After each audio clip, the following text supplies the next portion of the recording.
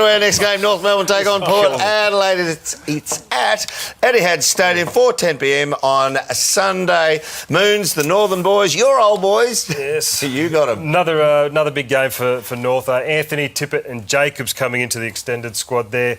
Thompson was fantastic last week. Intercept marks, he's just about one of the best in the business right now. Desano answered his poor first week. He's excellent. Harvey, his last quarter was just outstanding. 10 possessions, 2 goals. They just keep relying on the old fella, don't they? He was amazing. Look, last week's game may have been a bit of a blessing in disguise, and I loved what Brad Scott said in his press conference. We've played games in the last few years where we've kicked over 120 points and lost, and looked fantastic but lost. This feeling feels a lot better, I can guarantee you. They won ugly on the weekend, and they haven't been able to do that. And like you said, they've kicked 120 points and lost, and we've all gone, they've blown a big lead, and we've gone, mentally they're just not there. On the weekend, they had a really hard game thrown at them, and they got over the line. Yep, nothing beats 4 points. It's a pretty good remedy after a loss. All right, let's take a look at the Port Adelaide boys and Shorey. Yeah, look, they're going along beautifully at the moment. They won't make a change, I wouldn't think, unless someone's pulled up sore from last week. 9 goals against their arch rivals in Adelaide. Just love the way they're going about it. They're finishing.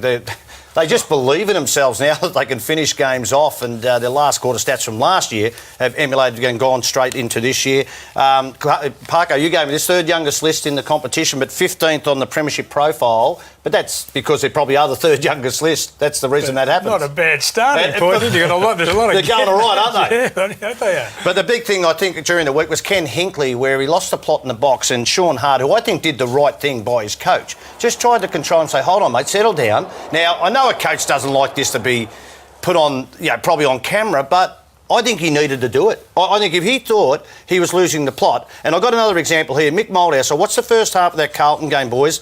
And I was worried about Mick's health, let alone everything else, but this happened 10 to 12 times in that first half. Mick needed half time to get it together and make changes, and I think he needed someone like a Rob Wiley who's been brought into that situation, Parko. You had one. I had Stan Magro, and he helped me a lot. Look, we all go. Barry Richardson. You had Barry Richardson. Same thing. Well, let's have a look. Let's have a look at Parko, maybe, just to see how this is payback time. Look at this. He's got the wheel going, and he's got the board.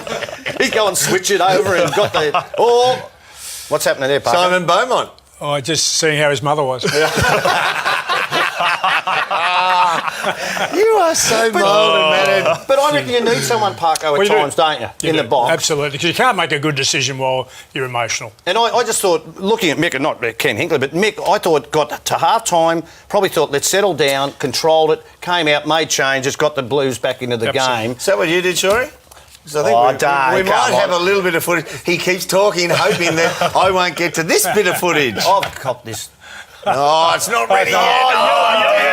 You're naughty.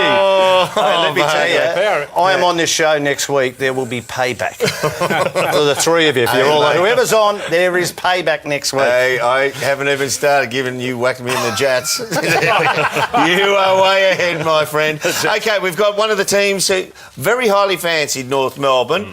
But not a great finishing team over the last couple of years against perhaps the best finishing team in the last 2 years. Who are we going for, Moons? I'm going for Port on that fact. They've kicked 91 points in their last quarters in their last 2 weeks.